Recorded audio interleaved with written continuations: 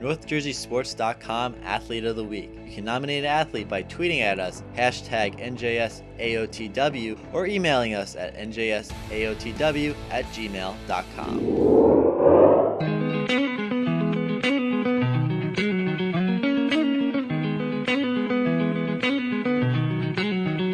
We are hitting the boat. NorthJerseySports.com's original multimedia series talking all things soccer across North Jersey. This is Season 4, Episode 2, and we finally got this thing rolling. I am Corey Doviak, being joined by the ultimate NorthJerseySports.com soccer insider, Richie Ballgame Barton. What's up, Richie B? What's up? The Cleveland Indians are in the World Series. I know it's a soccer podcast, but as a diehard Indians fan who has waited 19 years for them to get back to the World Series, I couldn't be happier. I mean, between this and hitting boats, I mean, you know, getting married, how does my life get better? Well, we'll lay off all the extemporaneous topics here, but, you know, you should just make sure that you stay on topic tonight here with the soccer podcast. I am ready to roll. Yes, because we have a lot to discuss. We have semifinals in the Bergen County tournaments, both boys and girls. You were on hand at the quarterfinals for the girls tournament this past week with some exciting finishes. I was on hand for much of the boys quarterfinals. Great game that I watched, Old Tappan against Cliffside Park. It finished 4-2, but it was a lot closer than that and a lot of fun to watch. We're going to talk about all of that. We are also going to talk a little regular season soccer. Let's line up the guest list. We will start on the girls' side as River Dell head coach Steve Grenz is going to join us here on River Dell Week on NorthJerseySports.com. Let's just go over. You were at the game, wrote the full-length story when they beat IHA in the Bergen County tournament quarterfinals. Yep. We followed. Yep. Now, I will bring that up with Steve Grenz. I want to get his take on my headline writing. I thought it was great. You and I believe your friend there, Rachel Sorkin, both thought it was a little wacky, but you know what? Everything is open to interpretation. So Riverdale Week continues here with Steve Grenz because you did that. We had DJ Nymphius on the football show earlier this week. Rachel Sorkin was our athlete of the week, flying all over the place, so we might as well stick with a theme that has worked for us. We are also going to preview the Passaic County soccer final. Stan Lembryck, the Clifton head coach, will join us, and as will Fairlawn head coach Matt Cecconi. Now, that might sound a little funny, Bergen County coach, Passaic County soccer, but Fairlawn plays in that Passaic County league. He's played both of those teams. It'll be interesting to get his take, and we're also having him on to talk about his team's big win over Bergen Catholic on Tuesday. That was Bergen Catholic's first loss of the season, but of course Bergen Catholic is still alive in the Bergen County tournament, though. Richie B, impressions from the weekend. You were at the Bergen County girls. We know from the two stories you wrote, Riverdale's win. We'll talk about it with Steve Grenz, but also the Ramapo win, Northern Highlands' continued unbelievable start, and then the fourth game at Indian Hills, which really doesn't get much coverage from us on a year-in, year-out basis. Yeah, Jeff Earing, I feel bad because, you know, he's done a great job for what seems like a million years. And it seems like whenever we cover them, it's either we either don't cover them enough or I cover them and they lose. So basically, right. I'm a gigantic jinx to Ridgewood. But you know, they're doing a great job. They've had a great season in the semifinals. You know, but going back to my thoughts overall as a whole, I mean, it's really amazing what Highlands has done. You know, not allowing a goal to this point in the season is crazy as is, but think about how much they lost from last year. Especially and the teams they lost Kayla Klatt, they lost Julia Tash, Morgan Bisaka. I feel like I'm missing someone too. The goalkeeper. Kayla Klatt. Come on, you stay with me, pal. How about that? I was with you. I set you up. I know. I already said her name. That was the whole point, though, buddy. Oh, gotcha. Yeah, that's all right. We can edit that out if need be. Anyway. No, we leave it on mistakes, warts and all. That's you got to take us the way it is. But right. They lost so much, and for them to do what they're doing, I mean, it's just, you know, it's a machine-like mentality. But coming up against Ramapo this weekend, I think that's going to change a little bit. Ramapo, well, it depends which Ramapo team shows up. Ramapo in the first half against Ramsey. Let me tell you something. Ramapo Ramsey first half, I could barely stay awake. I'm not going to lie. Ramsey just, Ramapo would get into the offensive third. Ramsey would boot it back out. And it happened over and over and over again, it seemed like. In the second half, Ramapo really spread the field wide and was able to, make quick passes. I mean, because you weren't playing over the top against Ramsey. They were just winning every ball in the defensive third. You had to kind of get through them with combination passes, and that's exactly how they scored the first goal. Olivia Crable with a left-footed swinger off a give and go with Nikki Butler from 18 yards out, makes it 1-0. Samantha Sterno with a perfect free kick from 30 yards out for a 2-0 final. But it was a tale of two halves. Ramsey made Ramapo look average in the first half, and Ramapo looked like a Ramapo team, of this year and of old in the second half. So against Highlands, we're going to have to do it for 80 minutes. But that whenever they play, it's going to be an awesome atmosphere and a great game.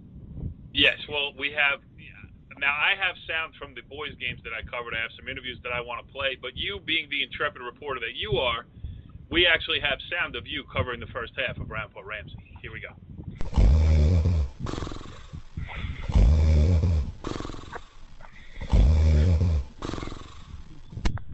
You are a professional. You really are. You save all your quotes and everything. Yeah, that's I whenever I'm snoring or breathing heavy, just from borderline passing out, I leave the recorder on. You never know when you're going to use it.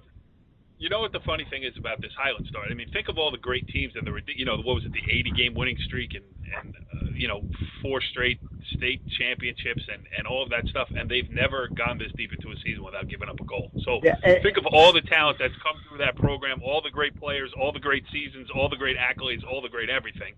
A team where they replace so many parts is the one that is just locking everybody down. Well, yeah, that's the thing is that, I mean, when you look in the box scores, I mean, who's the goalkeeper? Sarah Garashi, she's getting 1 save, 2 saves. I mean, she's not really even facing that many shots. It's going to be interesting, again, against a team like a Ramapo, who, when they can really open it up, they're going to put it on frame.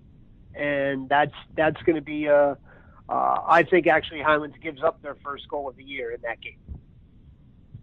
Wow, Richie B making predictions already. Well, I also predicted that they would lose to Ridgewood and struggle early on in the season, and I stink at predictions, but I'm going to keep making them. I got to be right eventually, and I'll tell you where I'm right. River Dell IHA.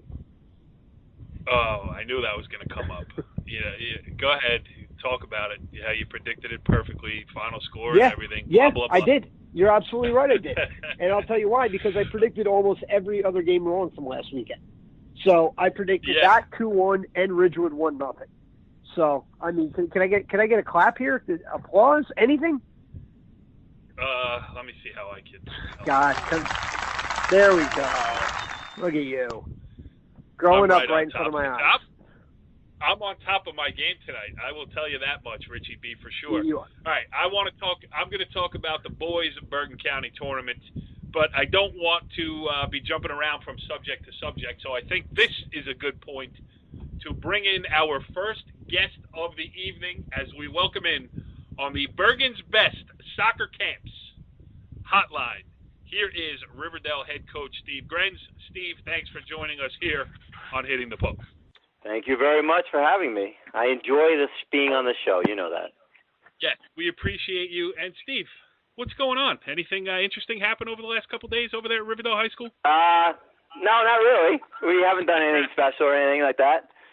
No, it's been a pretty exciting, at least last couple 4 days, So it's been great, and Richie Barton was there to cover it, so I'll let him get into some of the specifics of it. But it's got to be a great feeling. Football teams won 4 in a row. You guys doing great things there on the girls' soccer side. I know it's a tight sports community anyway, so it's got to be a lot of fun to be. I'm sure in the hallways there, not that you're in there, but the kids are getting a lot of pats on the back and everything else for this win over IHA. Yeah, no, it definitely it's a in our health program. Anytime you can beat a quality team like IHA and make it to the semifinals, it's always good. And the girls, you got a little walk in your step, got a little smile, and they deserve it. They put in the time this year, so. Yes, and all right, I'm going to turn you over to Richie in a second, but before I do, because I know he's going to brag about how he picked River Dell 2-1, he nailed it perfectly. I mean, already with the crow, he's all over the place. But Steve, is that your best crow? Yeah, because I don't have my sound effects up in front of me. I should have been ready. But Steve, do you remember the conversation we had when I covered you early this year against Westwood, and I said, can we get the home game in the semifinals this year? Yeah. Do you remember that? Okay, yeah, I do. Yeah. Okay, I'll say that. All right. Go ahead, Richie. I had you beat by about a month and a half. Says you. Listen, I put it on air. You have like these little private conversations that suddenly come out in late October. Well, yeah, but I actually had a hot mic on, so maybe we can find the tape. I'll have to dig through the archives for sure. Yes, yeah. If we had a hot mic on us, forget it. The business would not survive. Get back to soccer, Richie. I got to keep you focused tonight. Yeah. I mean, right out of the gate, you almost scored just seconds into the game. But then from that point on, the first half, IHA comes back a couple minutes later and scores. And it just seemed like you couldn't string enough passes together to get any real momentum. What did you say to them at halftime? Because it seemed like in the second half, you were a little more aggressive and had a little bit more of a belief in yourself. Like, hey, we're not playing here to hang around. We can win this game. Yeah, no, we had that opportunity, I think, right in the beginning with Ring Rachel almost had it where she just got a little touch on the ball. And then from that point on, IHA kind of took a little bit of control. And the halftime, I can't speak too loud. I can't let you guys know about that halftime speech. You're right. That's where we needed the hot mic. Yeah, that's why I said, girls, let's go off in that far corner to talk about this first half. All right. And, we're only down 1-0, and we didn't really play very good soccer.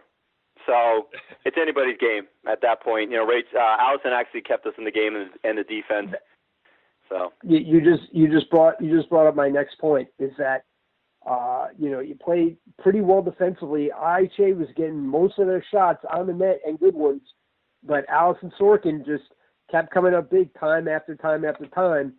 And, after a while, it's just like, the midfield started to really come together and win those balls in the midfield, and you were able to push forward. Yeah, exactly. There was a couple point-blank shots where Allison was in great position and, making the save. Yeah, I think she won a couple times. She went to her right, made some beautiful saves. Like I said, she kept us in the game for a while there with our defense too. All of them back there. There's four of them, and they did a great job. Well, let's get their names on. Okay, I definitely would love to. We play the four in the back, and actually an additional one, Emma Gallagher also. So we have a 5-girl rotation kind of a thing going on, depending on who we play. So we got Caitlin Henderson, Caitlin Gillies. It's Kat Henderson, Caitlin Gillies, Bree Vanderway, and then Madeline Weber is my other center back, and she's phenomenal. She's had a great year this year. Weber was awesome. Yes, and that's where she's been all year. Just a real, and she's not a prototypical soccer player, but man, she is a bulldog. She's just like an old school type of player. You know what I mean? You want to mark someone, she can mark someone. You want to be physical, she could certainly be physical. But she always just seems to get the job done. And when you have that, and you have girls, other, Henderson's an athlete, Vanderway's got a big leg, Gillies has really improved, and come into her own. When you have that, you start to get that cohesiveness. Yeah, actually, the four of them work very well together. They all have their own little traits that they do well. And like I said, you said like Weber, like a bulldog. That's exactly. She's not a prototypical soccer player, but you don't know how many times we're standing up and you hear the other bench as the ball's being played through or over the top of our backs, where they're going, "Oh, she's on! It goes in! She's in! She's in!" Also, Weber comes flying in, just takes the ball off her foot and starts going the other way, or volleys the ball out when it needs to be volleyed out. And she's had a fantastic year. We wouldn't be anywhere without her either. She's just done a great job back there cleaning things up. Steve, last year you had so many injuries, and you have a lot, not only the girls you have back healthy, including the great Rachel Sorkin, but so many other kids had to play minutes that they might not have gotten last year. Do you feel like the groundwork for this type of run, moving on into the Bergen County tournament, round of 4, with 3 historic programs in Bergen County here, do you feel like the groundwork for this type of run was made last year? And can you see, things that you needed to improve on last year really, carrying through to this year and putting you in this position? Oh, yeah, definitely. Like I said, almost like last year was a blessing in disguise for this year with the senior class because of the young kids got a lot of playing time. I mean, we had a bunch of freshmen, sophomores who at that time really weren't ready for varsity play, but guess what? You're playing varsity now. Right. So, and they had a year of it, not just 2 games or a game here. They had a year of it, of getting through that whole entire thing, and it's definitely helped out. They're starting to understand how to play, and with the senior leadership that we have, and it's been it's been a really good combination. So and then they correlated next Sunday. So. Yeah, and then you inject Rachel Sorkin back into that mix, and off you go. So. Yeah, she's okay. Now, Steve, let me ask you this. I know you're an avid reader of NorthJerseySports.com, have been for many years. We have a long relationship going back. So what did you think of my headline on the front page picture? Did you like Yup? I didn't see it. What was it? Yup? He didn't see it.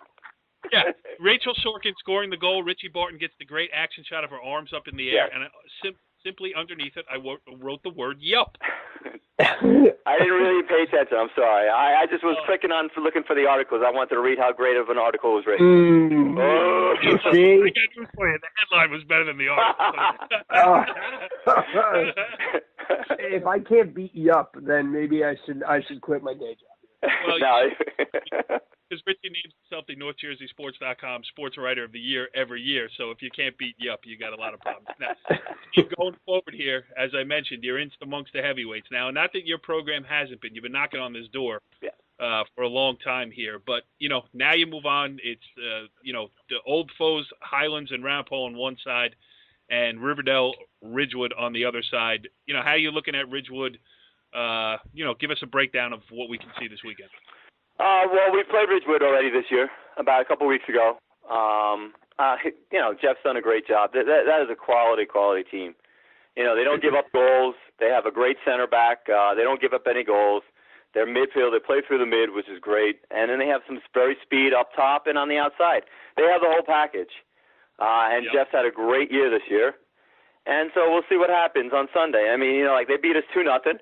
And they should have won. They outplayed us. They outworked us. They did a better job. So we have an uphill battle, just like we had, this last Sunday. So we'll see what happens. But like you said, now it's time. It's always the same 4 every year. So I'm glad to be a newcomer in that one. Being there. So definitely. When was the last time Riverdale made a semifinal on the girls' side? 2006. All right. Were you there? Yeah. No. Yes, I was. 3 years in a row we went.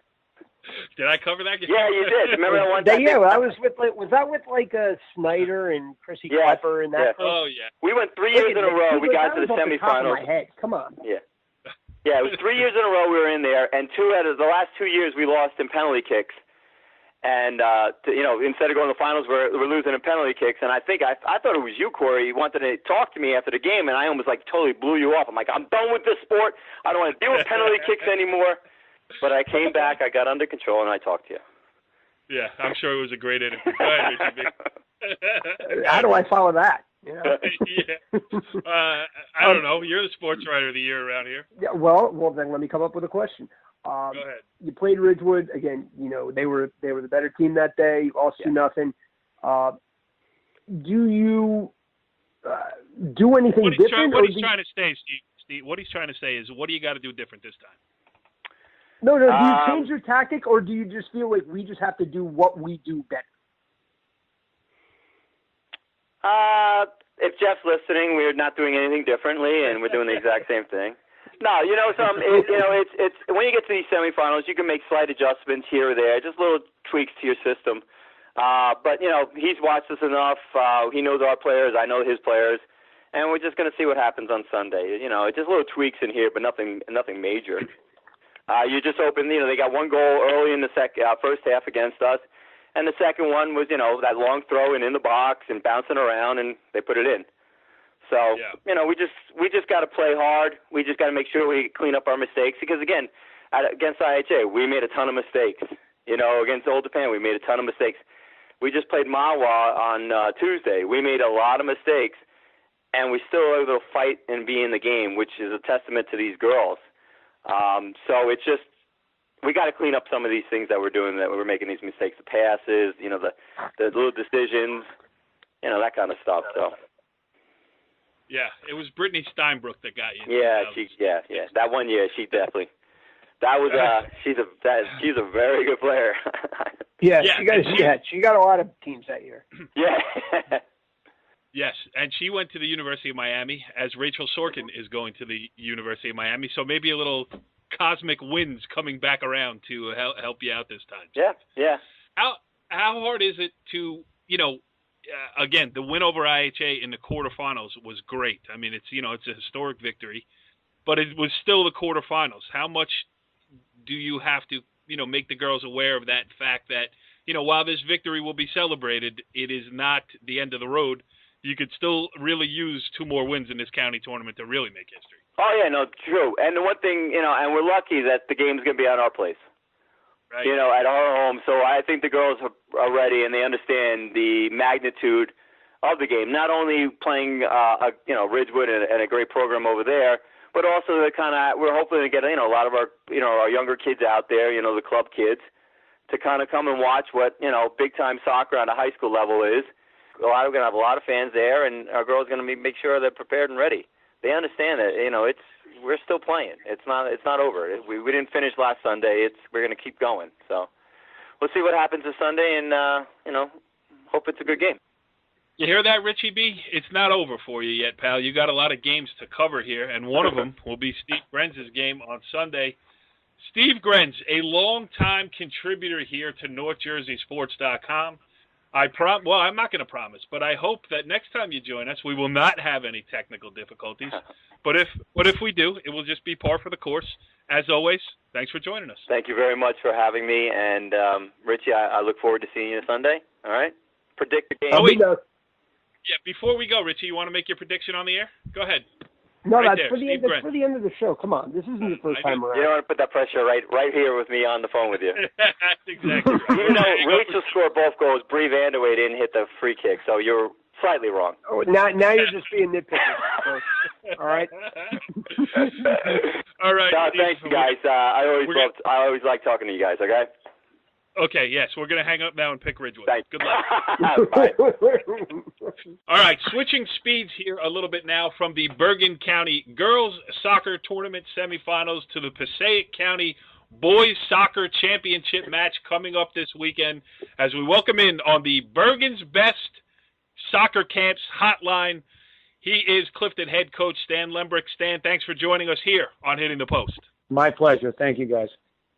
Now, first off, I would like to start this conversation by congratulating you for reaching the Passaic County Championship match. And second of all, to further, you know, it's unbelievable that you have made it this far when you, for some reason, allowed Richie Ballgame Barton to show up at your preseason camp and do a preview. I mean, that is the ultimate jinx. So not only have you overcome your opponents to reach this point, you have overcome the black cat that is Richie Ballgame Barton. No, I appreciate that. I must have been a good guy this year. So. Because Richie has put the mush on many of programs. But let's talk about yours here for a second. Good win in the semifinals, a workmanlike effort, and now moving on to play what, you know, listen, I don't know how you rank them, but most coaches that I talk to see county championship as the one they want to go for first. State championships are nice, league championships are nice, but you got a chance to get a trophy this weekend. Yes, we do, and it's held in very high regard. Really, it comes down to a lot of community battles, you know, and Clifton Wayne has always been a battle for years and years and years, and Coach Graham does a great job with their program. Gosh, he's been there since I was playing in high school, and I have a lot of respect for him and his program. So we really anticipate, having all the components of the game, the emotional part, the tactical part, the skill part, and hopefully a little luck in it as well. Yeah, go ahead, Richie. I want to talk about what you said. You have, a lot of seniors, you have a lot of talent, and all of a sudden you get shut out against Wayne Hills, and then get shut out the game after that against Fairlawn, and all of a sudden you're sitting at 5-3 for a team that, really came into the season with Lee County and state title aspirations. Mm-hmm. Was it at that point that you had to talk with your team, and did you switch up tactics at all, or did you just say, hey, guys, we just need to really step up and play the way we're capable of playing for a full 80 minutes?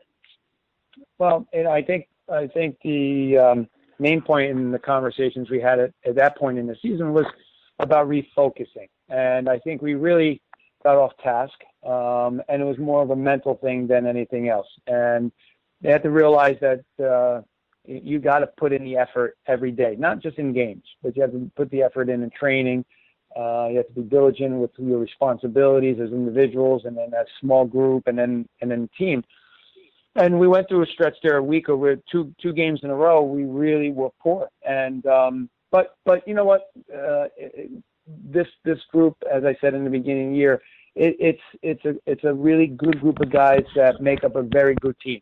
And they refocused, and we've put some very good efforts in over the last couple of weeks, and it showed. And I keep repeating that to them that we have gone over a lot of different hurdles, and we continue to go over different hurdles and different challenges in each game, and we're winning those challenges. And I keep telling that's a sign of a very good team.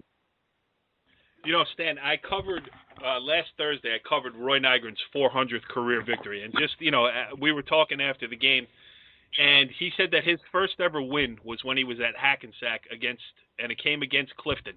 It was Fernando Rossi wasn't there coaching the game, but it just made me think about, now having you on, the tremendous history at Clifton High School. How much are your kids aware of just, you think Kearney, Ramapo, Harrison, Clifton's right in there with the greatest programs in the history of not just North Jersey soccer, New Jersey soccer.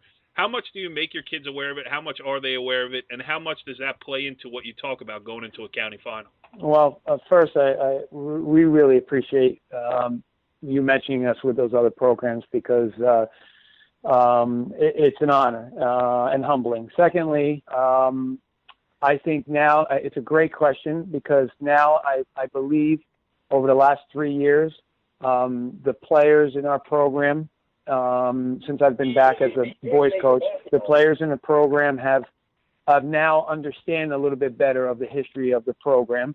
Most of my coaches are all Clifton products. So there's a lot of history there. Every day we talk about it. Every day we mention the numerous players that not just have gone on to play, D1 ball or been an All-American or the Herman Trophy winner, which is the best college player in the country, or guys that played in the national team, or guys that played, the numerous guys playing in the pro ranks. And I can name 3 pros right now: Johnny Barajo, captain of Miami; Danny Chatella, leading the Cosmos to the NSL championship; Matt Miazga. That's 3 right off the top of my head in recent times. Yeah. So it's they get it now. We do a lot of, and as a history teacher, we do a lot of history in our soccer program, and they see those guys' pictures on the wall in the locker room and in our little soccer office. They know the history now. They see their jerseys. Those guys come back. Heck, we have a heck of an alumni game, and when they come back to the alumni game and they watch these guys play, and I just point out, he went to Seton Hall, he went to Virginia, he went to Loyola, he went to Rutgers, he's playing in the pros, he's playing in and they're like, whoa. And then you talk about Coach Rossi, So, I really think they have a sense of the pride and what goes on in the program, the tradition and the excellence. And I'm very happy to say they're doing, a great job of continuing that.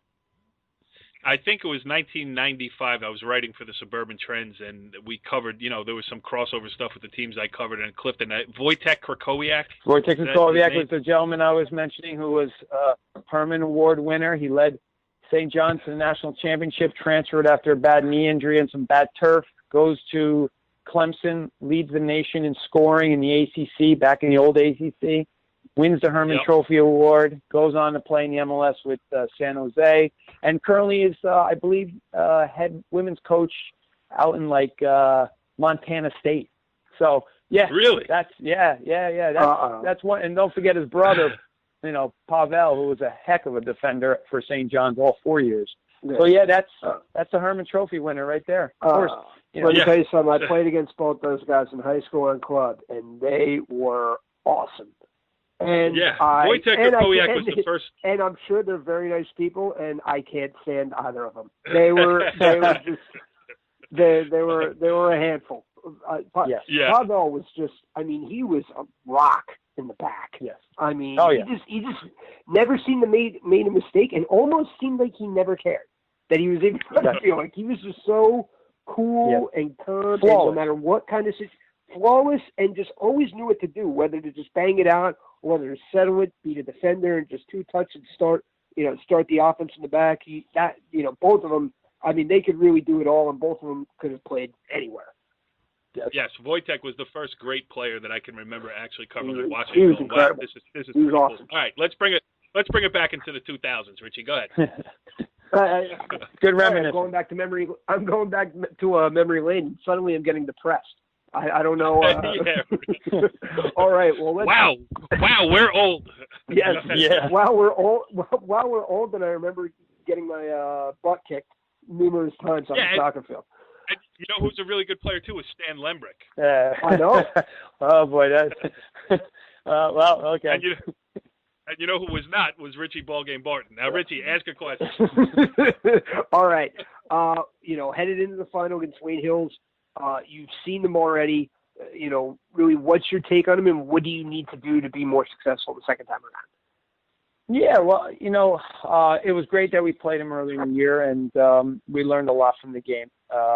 We definitely think that our speed of play is much better than it was at that point in the season, and I think that'll be one of our strengths. And I also think defensively we're a much tighter unit now, getting great play out of goalie Jake Padula. The back four has been very solid as of late. And overall, I think their sense of awareness, which is where I think for, like a short period, they scored 2 goals within 7 minutes against us. I thought we started out sharp. I thought we created a ton of chances in the first 15, 20 minutes, and then we just hit this lull, and they punished us for it because they're a good team. A good team will punish you at that moment. But I think we are, we're better than that, and I think we're more consistent, and I'm sure that will help us on Saturday. Yeah, we talked about consistency, when we spoke, when I did the preview, and you said how far this team goes is mainly going to, we don't have a superstar guy up top or an amazing, center midfield that can dominate a game. It has to be a total team effort, and it has to be consistent the whole way through. And if we're going to get to where we want to be, that has to happen. And now, having won, 7 out of your last 8 games, the other one being a tie against Bergen Tech, do you feel that consistency is finally here? Consistency, and I think balance. We have a really good balance, and I'll give you an example. We've had during that stretch, and over the last 10 games, we've had guys injured in and out, and every guy that stepped in for the person that was injured has really made a huge contribution to the team. Statistically, I've never had a team that had so many players score. We have right now 12 players on our team that has scored at least 1 goal. 12. Wow. And I think that's remarkable. And so if you say cover this kid, he's scoring all their goals, there is no kid that scores all our goals. We have some kids that have more than others, but we really have had guys turn up and score big goals at big moments, and I think that is a major strength of ours. that makes it tough on a defense too. Who do you tightly mark? You know, Correct. Somebody else can just swoop in and kill you. Right. So Absolutely. that's Stan Lembryck, the head coach of the Clifton Mustangs. Now, I drew the long straw this weekend. Richie Barton has to go out and cover some American football. I will be on hand for the World Game, both the girls and boys doubleheader, the Passaic County Championship. So I look forward to seeing you there, and I hope we can have a pleasant conversation after. Listen, I like Nelson Graham too, so I'm not saying who I'm rooting for, but I will say this. I hope you and I can have a pleasant conversation afterwards. I really appreciate it, and I really appreciate your time and having me on the show. It's an honor, and I hope we're having that pleasant conversation Saturday afternoon. Well, Stan, it was you or John Lombardo, so the choice was easy. We chose you. Thank you so much. Good luck, Stan. We'll talk to you soon. Okay, thanks again, guys. Have a great night. All right, interesting stuff there with Steve Grenz. Richie B, technical problems all the time with Steve Grenz. It's great. I mean, it's amazing how we've been doing this for what, the better part of a decade. And yes. And it seems like every single time we talk to Grenz, something goes wrong. Yes. Stan Lembryck was great, talking some Clifton history, some Clifton present day. I enjoyed that as well.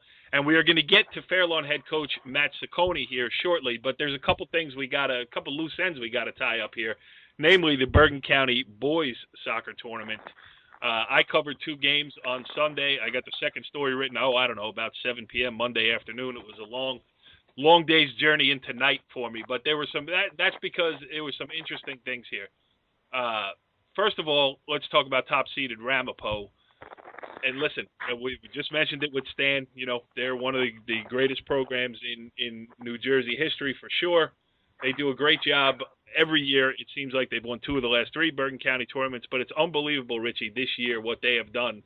They've given up 2 goals all year. They've never trailed. The 2 goals were insignificant, and against teams that were good enough to qualify for the Bergen County tournament, which is an elite group of schools when you talk about, 21 or whatever it was this year, 24 making it out of the 55 in Bergen County, that they haven't given up a goal against a team that is good enough to qualify for the Bergen County tournament. After their 4-0 win over Ramsey in the quarterfinals, it was 23-0 overall. So Ramapo looking good. Oh, well, you know what that means? They let up 2 goals against teams that were not in the top 24. So I say, the coach is on the hot seat. You know what? I didn't look at it like that. That's a great point. I mean, what are they doing against everybody else? Come on, boys, get yourself together. He's only in his second or third year doing this. I mean, him and Heenahan are a little wet behind the ears. They gotta, Well, all right. Speaking of Evan Baumgarten here, now he is one of the most successful, probably the most successful boys soccer coach in New Jersey history, one of certainly. And I asked him, if you read my story on NorthJerseySports.com, I have to ask the question. Listen, I'm a thorough journalist, and I need to know the answer to these things. And I asked him, where does this team compare with the other teams, taking the start that they've had to the season into account? And, of course, he shut me right down. He said, I never compare. But being the dogged reporter that I am, I didn't let him off the hook. And I have sound of Evan Baumgarten finally opening up and putting this team's start into context with all of the great ones that he's had. Now, listen to this, Richie, but you're going to be shocked at how revealing this interview is. Are you ready? I'm ready. Very excited? Beyond. Okay, here is Evan Baumgarten expanding on the tremendous start to the season of this team. This team has been as dominant as any of you have Yes. had. Yeah, they've done a good job. That's it. Yeah. Rich, they've done a good job. Listen, until you win a county title, until you win a section title, that's what they've done. They've done a good job, a very, very good job. But when you're at Ramapo, you're measured by championships, and coach knows that there are a couple of steps still left to go. Yes, and there are a couple of interesting side stories to this Ramapo start. One of them being Billy Collins, their starting central defender. He is the younger brother of Matt Collins. Matt Collins won 2 county championships in his time playing for the Green Raiders. Billy Collins, if Ramapo can go on and win this year, would have 3. So it's a big brother-on-brother battle. I caught up with Billy Collins after the game. I did talk to him about that, but this clip is about something different. Just the incredible start to the season and their win against Ramsey. Ramsey came out. They were going to, their idea was to put 10 behind the ball and try to frustrate Ramapo a little bit, try to catch him on a counter because Ramsey has the kind of athletes that can do that. Ramapo scored a minute and a half into the game to kind of turn the game on its head early, and Billy Collins talks about it. They came out, they were going to park the bus. They had one striker up top. They were going to put 10 behind the ball, and then you guys scored a minute and a half into the game, kind of ruined everything for them. Yeah, that was a nice goal. Came off a free kick, I believe, and we've just been saying that it's all about the will for the headers, and if you want it, you can score. It doesn't matter how tall you are, how physical you are, and that's just what our goal was. Even defending free kicks, corner kicks for them, because we saw some of their game, we saw their size and their ferocity in the air. We were just trying to defend that the entire game by thinking that we can do it, we're going to do it, and that was basically our game plan. Talk about the defensive effort today, because as impressive as the offense and the midfield was, I mean, what they get, 1-2 looks at the goal? Yeah, it started from up top. I mean, we pressured them high. Our forwards worked their butts off up top to make sure they didn't get that many chances, and then they hit a lot of balls over top, and we just won the headers and played it back to our midfielders, then came right back at them. That was Billy Collins. And another aspect of this, we see it happen in a lot of sports. I mean, basketball comes to mind where, sometimes there's not enough balls to go around for people to score their points and get their stats and, with an eye on moving on to the next level and all those things. And all kidding aside, I mean, I think one of the things that Evan does great at Ramapo is, everybody checks their ego at the door. There are a lot of kids that could, hog the ball, try to be me. That doesn't happen. It especially hasn't happened this year. And another part of it is, and this isn't specific just to Ramapo, a lot of the best players around here, and Richie, you remember 4 or 5 years ago, the push to get all the kids by U.S. Soccer, to get all the kids out of the high schools, get them into the academies, and make everything about building towards the national team and the MLS and everything else like that. And we saw some kids leave. It was their choice, but I think the pressure has lessened in that regard so much to the point that a kid like Andrew Bernetti, who played in the academies early on, has come back as a senior now, and he's a big part of this Ramapo team. And again, I don't know the kid that well to say he checked his ego at the door. I don't know what kind of ego he has, but he's certainly not displaying any on just being a part of the team and letting his glory come with the rest of the squad. So this is an interesting sidebar. It's something that maybe we can spend a little bit more time on later on the season, but it was interesting to get Andrew Benetti's thoughts on the topic. Yeah, so, we were just talking about, I was talking a little bit about Sebastian, too, about the academy structure, that type of thing. You can actually talk to both sides of it. You were there, and then you're back. Right. Try to just talk about the differences and pros and cons of each. Both are high-level stuff. You get to play at a high level. You get to play with good players. The main difference that everybody thinks, you're going to see is the overall talent level and the speed of play. But, I can vouch for it. High school soccer at this level, especially in this county, is high level. It's really fun. I can't wait to keep going forward with them, get into, the late rounds of counties and see how we can do. What was it for you that said, you know what, I think I'm going to go back and step into high school soccer? Well, everybody's got to go through the college recruiting process as a soccer player. And, it's been tough on the, over the last couple of years going all over the country looking for colleges. And, I just wanted to take it easy my senior year, play for my high school. I've known these guys forever. So getting on the field with 11 of my best friends since I was 5 years old, 6 years old is a great thing. What do you think of that, Richie? I mean, that he summed up what, honestly, I hope. I mean, there's going to be a select few kids that, they are convinced. I'm sure their parents are convinced. Like, they're going to be a pro. They're going to be going to UCLA, Virginia, and, wherever. And maybe they are, and you make that choice, and that's great. But what you forget is, there's no camaraderie in those environments. The kid that's playing next to you is trying to take your job. It's kind of saps the fun out of it. It's now a job. And, when you have that and you have these marathon 3+ hour practices day after day to play games in front of no one, representing no one. Except yourself. It's true. Yeah, you're just basically, you find yourself hoping to catch someone's eye. And yes, and the good players will be noticed. I've been there at combines, collegiately, with pro teams watching. I participated in one, and it was, I couldn't, and that's in college, going to play professionally. Like, I can't, it was very frustrating to say it. Again, that's another topic for another day. But as a high school kid, you just want to be with your buddies, and you want to hang out, and you want to play. And hey, if you happen to do great things and win a county title or a state title or something, that's just gravy. But you'll never get the camaraderie that you get on the high school level in the academies. And that's not to say the academies don't have their place. They do. But they do for the 0.01%. And also in high school, not that, well, the level of play, as Brunetti said there, is high anyway. But you also get to see how a kid reacts in a pressure situation. You lose an academy game, you get in the car, you go home. Okay, no problem. So, there's that aspect of it too, certainly at the level that Ramapo's play. And there's no consequence to winning or losing. All you're worried about is, you do naturally because you're an athlete and you care about winning or losing, but again, you get in your car and go home and you say, you know what? I played really well. I bet you this coach, I saw these coaches writing stuff down or whatever, or coaches that come up and talk to you or what have you.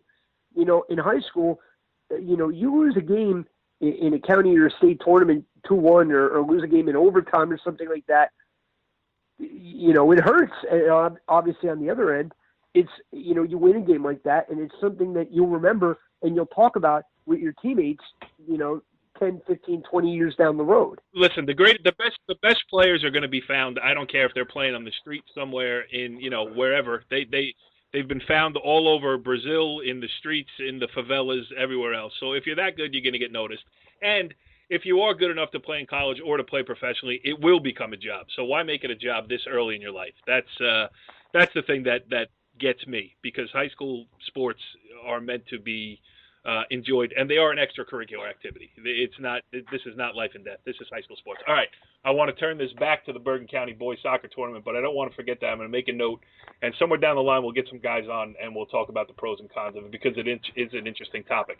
Now, Old Tappan, great game against Cliffside Park. Now, we also have to say this. Last year there was so much that went on. Remember Richie B doing the show last year.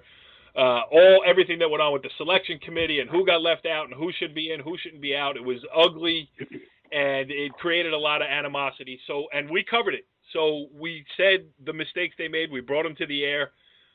We got a lot of feedback both ways. So it is incumbent upon us that we mention this, that the committee this year could not have done a better job. The teams that they seeded 1 through 8 all made the quarterfinals. The teams that they seeded all 1 through 4 all made the semifinals, including 4th-seeded Northern Valley Old Tappan, except theirs was certainly a tough road. They were up 1-0 at the half, had a chance to extend that lead early, missed a sitter. Cliffside comes down, scores 2 goals in rapid succession, and all of a sudden Old Tappan was playing for its life. Mark Torrey, the Old Tappan head coach, can certainly explain it better than I can. Down 2-1, and they had the momentum. I know. It's funny because we had chance at the start of the second half. I said they're going to come hard with a sitter that we missed, and then we had another chance that we missed, and then they go down and score, and then they score again. I'm like, geez, not only are we taking on water, we're sinking pretty quick here.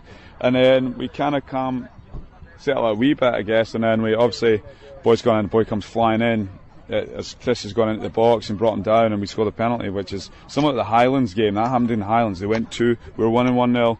They scored 2 quick goals, and then they gave up a penalty straight away, and you think to yourself, oh, that was probably a big momentum switch there. We felt we could get in behind them, but you take that chance at the start of the second half. Now it's 2-0. How do they respond to that? It probably makes the game a little easier, but that doesn't seem to be the Northern Valley way. So, but we live another day, I guess. So. Yeah, so Chris Jamgotchin gets into the box, he gets taken down, and then Peter Levanis takes over the game. The senior striker, he took 3 shots on goal, he scored 3 times, so that's pretty efficient. The first one, the PK, to tie the game back up at 2, and then the 2 other ones. And, well, I caught up with Levanos after the game. Here's the interview. Just talk about the huge second half. Coach said you had 3 shots on goal, and you had 3 goals. Yeah, so I mean, you're just trying to, I'm just trying to take, high percentage shots, because the previous game, I actually couldn't find the back of the net at all against, who did we play, Indian Hills. So, I was just trying to bounce back and just get a win and just actually do something for my team. Just talk about it, though. I mean, they come out, you have the 1-0 lead. I forget who it was, Mr. Sitter. You could have been up 2-0. Yeah. And then the momentum switches, and they're up 2-1. Just talk about keeping your cool there. I was trying to, tell that usually our midfield controls the game. That's basically it. So I'm just telling him, relax and play, we're fine. Because we've been in games like this previously in the season. So, we were used to it, so we just knew what to do. Yeah, and the last interview I have from that game, Richie B, is, you can never have too much Northvale on Hitting the Post here on NorthJerseySports.com. The last interview that I have from the game is probably the best one. Zach Fleury. He is a freshman. His older brother, Alec Fleury, plays for Old Tappan. Zach was doing the video. He was very excited about the game, watching his brother play. He'll be a good one when he's – now, I just want to set this up. He mentions Jake, which is Jake Fury, the goalkeeper, who made 2 great second-half saves. Peter Levanos, who we just talked to. Colin Eifert, who made his return from injury in the game previous to the Cliffside Park game. And he is a big factor in the back. In fact, he scored Old Tappan's first goal on a cracking free kick that bent around the wall and gave him a 1-0 lead. And Zoe is the youngest Fleury. She is, I believe she's in 5th or 6th grade. She is the other person mentioned here in this great interview with the one and only Zach Fleury. So, it was good. We played well. The other team kept it in there for a while. I got really nervous when they tied it up, and 2 quick goals, you can't do really anything about those. They were good shots. They had some good saves. Jake had an amazing game, 10 saves on the book. It was pretty crazy. Peter came clutch with the 3 goals in the second half, so it was kind of crazy. And then I feel Colin had from one of the best games of his life. No one was getting past him there. He was jumping up, he was heading the ball, he was getting everything. No one was getting past him. He was taking it up a notch here. Talk about Alec Fleury. Alec had a great game. He's the super sub. He's like the Bastian Schweinsteiger of the team. He comes on and he's just sprinting everywhere. Coach always says, just don't stop running, don't stop running, don't stop running. That's all Alec does. He doesn't stop running. Talk about Zoe. Zoe's our biggest supporter. She's always dressed up out there, and then she's always waving her little flag and cheering Alec on and everything. Richie, your job is in jeopardy. Freshman Alec Fleury breaking it down there. Old Tappan's win. Wait. Alex Fleury's not the freshman. Maybe it's your job that's in jeopardy, Chief. Oh, that was fun. That was a fun angle to get after the game. Anyway, the other 2 games, Passaic Valley beat Bosco. It was interesting because that's Roy Nygren's former team against Roy Nygren's current team. Second-seeded Passaic Valley on into the semifinals here. They're still undefeated as well, and they will play Bergen Catholic, the number 3 seed. Now, Bergen Catholic, as we will talk about in a minute here with Matt Cecconi from Fairlawn, the loss of Miles Franklin to injury is, it stinks not only for the Crusaders themselves, but also for the tournament and also for Bergen County soccer, because I saw him earlier this year. I saw him once or twice in years past, and he's a fun player to watch. So you take him out of the equation, and it changes things in the Bergen County Final Four. Oh, no doubt.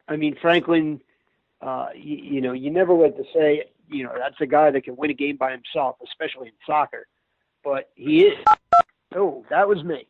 But Franklin is such a threat that he makes you completely kind of rework your defense and really tighten up, just saying, hey, we're not going to let him get through the middle of the field. Now you could play a little more straight up, concentrate on Cole Bosch, who's, speedy and aggressive. But, Bosch, it's going to be interesting because Bosch is a guy who's a perfect complement to Franklin. And now he has to be, the lead dog up top. And someone's got to put the ball in the back of the net if you're going to be Passaic Valley. Passaic Valley's going to score. They're pretty much going to score on anyone they play this year. So yeah, and they have with Ryan Miller, Alec Lynn, Michael Lynn, they have legitimate scoring options. And the player, the unsung player at Passaic Valley, maybe not so much, but Josh Hewlin, the goaltender, is a take charge guy in the back. So defensively and offensively, Passaic Valley is dangerous. Oh, no doubt. You don't go to this point in the season undefeated without having not only some dangerous weapons, but a rock solid back line. And when you have a keeper that is, very, really commands the box, it's like having a keeper and an extra defender all in one. So that's a credit to Passaic Valley and what Nygren's really done with this program. I mean, they've had some good years in the past, but this year they are, one of the state's best. All right, Richie B. Well, let's move on to our next guest of the evening. We've done a lot of talking about county tournaments, postseason, everything else, but we do have to get to one event that took place in the regular season earlier this week, as we are joined now on the Bergen's Best Soccer Camp hotline by Fairlawn head coach Matt Cecconi. Coach, thanks for joining us here on Hitting the Post. Thanks for having me. Yes. Now, I understand did you go to elocution school to get ready for your big appearance here on Hitting the Post? I tell you, after last year's appearance, I was waiting for the text. I was waiting for a big game to be able to put me on the show. I had such a great time last year. Well, good. We are glad to have you back. And, you have a great PR machine down there in the athletic director's office, Corey Robinson. Well, it's the Wizard of Oz. He's the man behind the curtain. he absolutely is. Trying to prove that he knows a little bit more than hockey. He certainly. But let's talk about this here. As we tape this on Wednesday night, Tuesday night, your guys pulled off a big win, handing Bergen Catholic its first loss of the season. 2-1 was the final score. That's got to be a big confidence booster for your guys at this point in the season, getting ready for a state tournament run.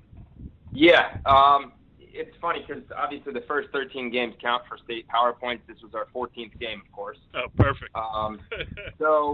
It's not a league game, not a county game, so on paper it doesn't mean much. But like you said, going into the state tournament in a week and a half, this kind of lets us know that we believe we can compete with any team. Rich, the game didn't mean anything. Matt, thanks for joining us. Have a good night. No. But you're a good guy to ask, too, because, Bergen Catholic played without Miles Franklin in the Bergen County tournament quarterfinals this past weekend. Was he on the field against you? Didn't look like it when I saw him at Maui. I didn't talk to him. I'm no doctor, no anything. No. It looked like he was going to – go ahead. No, he was not. He was not on the field against us.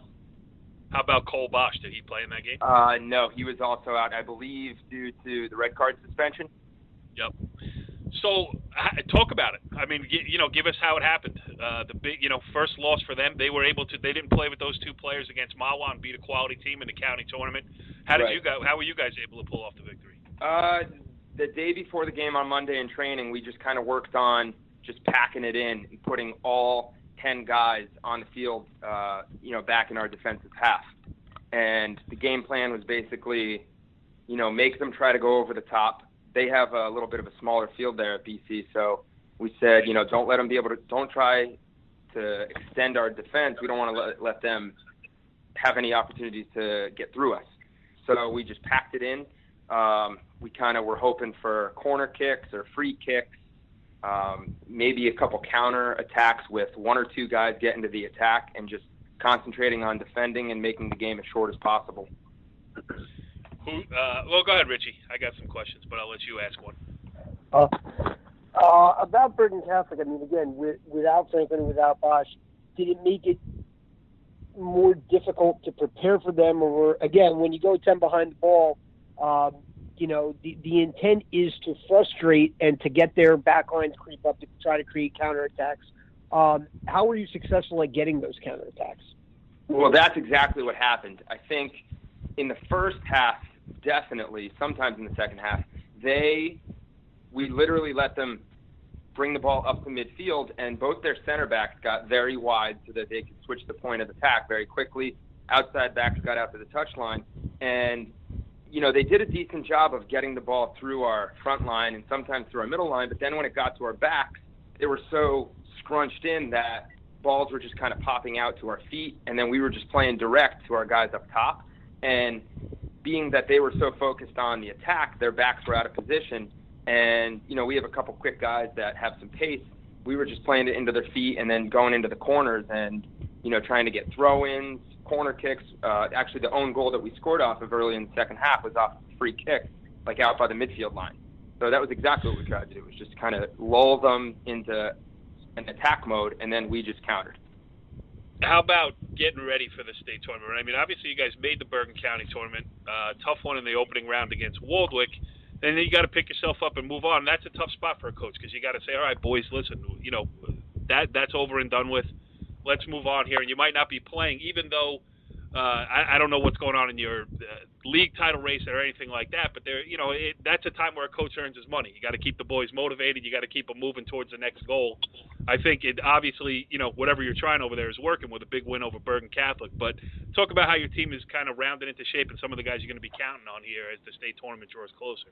Yeah, actually the Waldwick game, when we lost that, we still mathematically had a chance of winning the league title. And then we went out to Wayne Hills, or they came to us actually, and lost 3-2 in overtime, and that pretty much puts the league out of contention for us. That loss to Wayne Hills was actually more, I thought, profound than the Waldwick, because at least after Waldwick, we still had the league in our sights. And then after Wayne Hills, it was kind of like, all right, we now have 2 weeks till the state tournament. And like I said before, these games on paper, they don't mean much. They don't count towards PowerPoints. They're not going towards the league or the county tournament. So the way I kind of put it to them was, we have 2 weeks. Every day we just need to be getting better so that when that first round of the state tournament rolls around, we're prepared. So we have to look at our games from now on as opportunities to just strengthen our team so that we're ready. And Bergen Catholic was a great start for that, because like I said, after the win, you see that you can compete with these teams. And that's what I said to the boys before the game. This has to be a game where we come out, we learn about ourselves, and we just have to leave everything on the field. Yeah, I find myself having that same conversation with my esteemed co-host week in and week out. Come on, Richie B. Every week, just get a little bit better. Stay focused and get better. Let's see how you do. I hope I do better at that than I did in my high school or collegiate soccer career, where I just seemed to nosedive when it counted. But but talk about the variety of your schedule. I mean, you play a lot of tough teams and a lot of a lot of teams that most teams don't get to play. Being a Bergen County school in a Passaic County league, essentially. Right. Just talk about what an interesting dynamic that is. Well, it's funny because it's a double-edged sword almost. The being in the Passaic County or in a Passaic County league, we always get the comment come tournament time and the county selection, the all-county selection meeting. You guys predominantly play a Passaic County schedule, so in the past, this is only my third year, I've kind of learned we need to get some big Bergen County schools on our schedule. We need to be able to show, everyone else in the county that we can compete. And I actually think our league is a little underestimated. I agree with that. I think, you look at Wayne Hills this year, who 11-1-1. I think they're 5 in the top 25 in North Jersey right now, and we lost to them 3-2 twice in overtime. And then we have Clifton on our schedule. I think Wayne Valley's always a tough team. Both Lakeland and West Milford have had tremendous years so far. So I think aside from getting those good, Bergen Catholic, those types of schools on our schedule, we added Ramsey in our preseason. Just if we're playing those types of teams, now with a league that, like I said, I think is a little underestimated, now being an elite league, it's going to prepare us for anything that we need to, get ready for, especially come state tournament time. So, Richie, he added Ramsey to the preseason schedule and Bergen Catholic to the after the cutoff schedule. Yeah, I will say this. Let me tell you something though. He's doing something, just looking at the schedule that not many teams do generally before the state tournament. Any team that has championship aspirations, they play 5 games in 8 days. The last of those 5 games at Ridge always were, top schools in New Jersey. A lot of people like to try to rest their guys, but I'm a big believer in, you have to keep your guys in game shape. I mean, everyone's banged up at this time of the year. Is that something that you consciously did, Coach? My first year, no. I did the exact opposite. I thought, all right, State County, and not much of it was from me because, I came in the summer, so the schedule was already set. But one thing after the season that I looked back on was, we had, I think, 4 or 5 days off between our last scheduled game and the state tournament first round. And I was thinking, all right, we're going to be rested, we're going to be well prepared, but we were not match ready. We had not seen a game in 5 or 6 days, probably not a couple before that game. So I agree with you. I think the kids don't really look at it in terms of, we're playing this many games in this many days. They just kind of look at it as, all right, we've played, we're playing, we just keep playing, and they kind of get into that rhythm where, especially in the county tournament time, you're playing 4 games in a week, 3 games sometimes. They're resilient, they bounce back. That's why and this year I think I have a very deep roster, and you get guys minutes that haven't seen a ton of time. Not everything. We're not worried about PowerPoints at this time of the season. We're not worried about winning or losing. We're worried about getting better. So if you're putting guys in that haven't been getting lots of minutes, you're kind of preparing everyone for the state tournament. So it just gives you a better chance to be ready. Yeah. All right. So it is a wacky league type thing that you spoke of earlier, where you're playing in a Passaic County league, trying to get your Bergen County team. So you're the perfect guy to ask as we move into this weekend's Passaic County championship game here. You mentioned that you played Wayne Hills twice, 3-2 in overtime both times, and you beat Clifton in overtime. Those two are going to go at it. Curious to get your perspective on what kind of game that might be. It's definitely going to be a 1-goal game. I mean, most county games are. Clifton, we played on a grass field, and you could tell that they're the type of team that wants to possess the ball. They want to build up out of the back. They want to play clean, but they're not unwilling to play physical. They will play that way if it comes down to it. Wayne Hills is kind of a nitty-gritty, we're going to do whatever it takes to get the job done type team. They always seem to come out on fire. And I feel like my team sometimes come out and they need 10, 15 minutes to get going. Wayne Hills just comes out and they're ready to go from the opening whistle. I think it's going to be a tight one. Like I said, if it doesn't go into extra time, it's going to be a 1-goal game.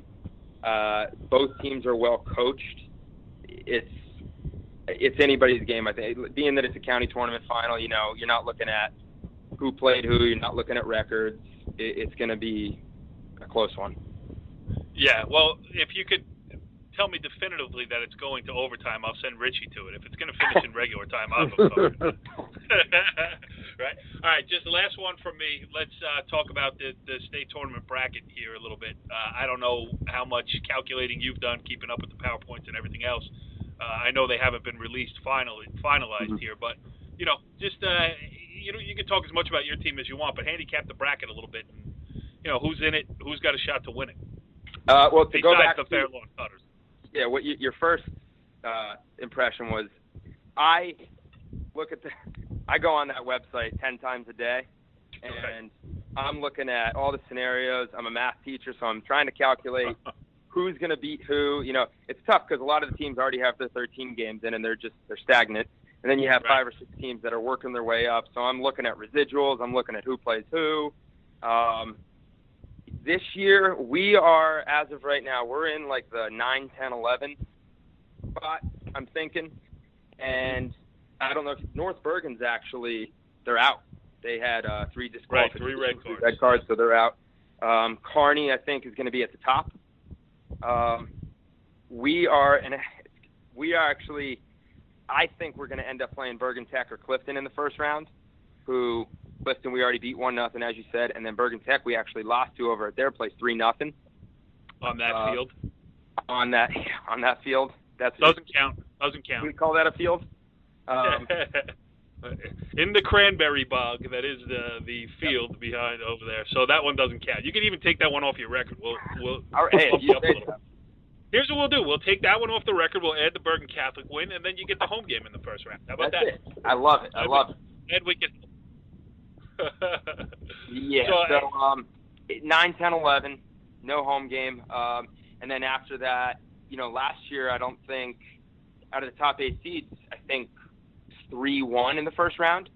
So it's weird because, you're all playing different types of schedules. You're getting different power points. Some teams are playing weaker schedules, but they're better teams. And it's anyone's in the state tournament. Seeding doesn't even matter. You're getting home field advantage. That's kind of the biggest thing. And then after that, it's anybody's game. Yeah, you may not have home field advantage in the first round, but you might have it in the second. You never know how these things are going to work out. And last year, I do remember your bracket was busted wide open early, so it was going to be fun. And I suspect with so much good soccer being played across North Jersey and beyond, I mean, when you bring in the other areas that are included in your bracket, there's just a depth of quality teams all over the place, and there really aren't upsets. You go by, you say Kearney might be the number 1 seed, and going by tradition and history, it would be a shocker if they lost. But when you look a little bit behind the numbers, maybe not so much, because there's a lot of teams out there playing good soccer. Richie B, anything else for the coach, or what do you think? No, he said it all. Covered everything. He's taking my job soon. Yeah, no kidding. Broke down PowerPoints. He did math, which we never do here on Hitting the Post. We avoid math like the plague. So. Trust me, I've done enough for all 3 of us. Matt Cecconi, the head coach of the Fairlawn Cutters, kind enough to join us, his second ever appearance on Hitting the Post. And, I'm going to have to go back and listen to last year's because, I have a bad memory. I think this one was a lot better, really, much better. All right, well, I appreciate it. And like I said, I really enjoyed being on it. So, hopefully it's not until late October next year that I'm on. Yeah, we'll have you on to preview your sectional final. How about that? Awesome. I love it. It's a date. Blah, blah, blah, Richie B. I'm tired. Yeah, it makes 2 of us. I feel like this has been going on forever. Yes, it was a great show here. Thank you to the 3 guests who joined us, Steve Grenz, Stan Lembryck, and Matt Cecconi. Listen, this is just midweek, Richie B. We got plenty of action going on this weekend. We will have county champions crowned in Passaic County. We will have county final participants decided in Bergen County. So, Richie B., get your sleep, and we'll be back here. I can't get my sleep until I hear your predictions. Oh, you're right. All right. I have it right here. Where do you want to start? Let's go Bergen boys. Bergen boys. Sitting here right in front of me, I have the sheet. Ramapo against Northern Valley Old Tappan, the number 1 seed against the number 4 seed. As I've mentioned many times, Ramapo has steamrolled opponents all year long, including a 4-0 win over Northern Valley Old Tappan.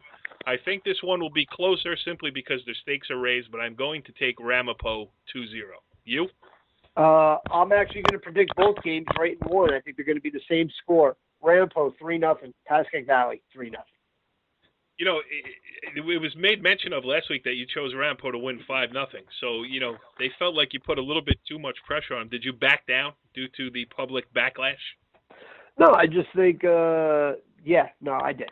I can't help.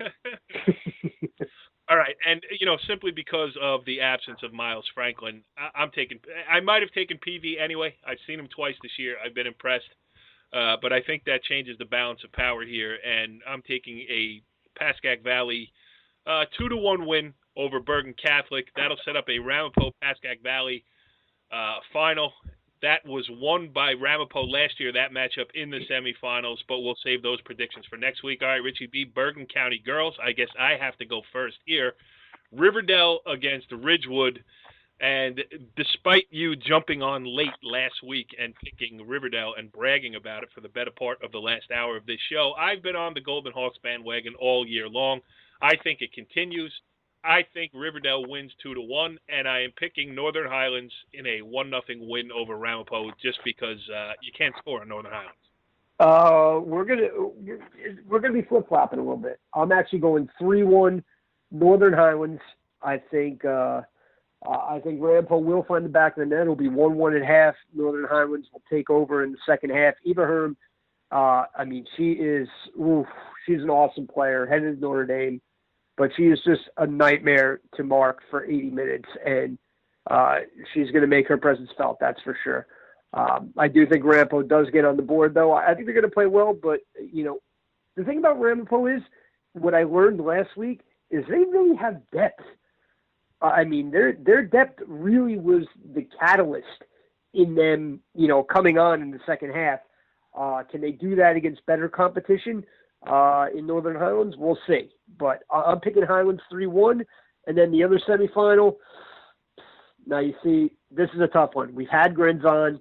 I interviewed Rachel Sorkin twice this week, and she was great both times.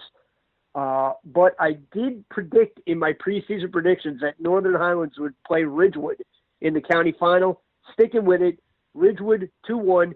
Haley Ricciardi, the most underrated player in Bergen County. I hope you were listening to the end of the show, Steve Grenz. I picked you. Richie B did not. All right. Passaic County girls, interesting matchup here. This one's going to be fun to cover because when was the last time you saw a Lakeland-West Milford final? Never. Yeah. So I'm taking Lakeland because I chose them last week. I picked the upset in the semifinals, and I'm going to ride the hot hand. Lakeland girls win the Passaic County championship. And on the boys' side, Stan Lembryck came on the show, Richie B. We walked down memory lane, Clifton High School. How could I pick against him? I'm going to say Clifton 2-1 there. What says you? I'm going to say on the boys' side, I'm going Clifton 1-0 over Wayne Hills. On the girls' side, I'm picking West Milford. Sam Kroger played on the U14 national team and is back with West Milford. I mean, that's a story in itself. I think she's going to be the best player between her. I can't believe I keep doing this. I think between her and Madison Bergner from Lakeland, I think this is going to be a little bit of a shootout. I say West Milford 3-2. Kroger scores in overtime. I don't know why I can't say overtime like a normal person, but scores in overtime. Kroger 2 goals. West Milford 3-2. Very well. We will see how it all plays out, and if we are wrong, we will chop off the last 5 minutes of this show. You'll never be able to find it in the archives. We will see you next week on Hitting the Post. Follow the leader.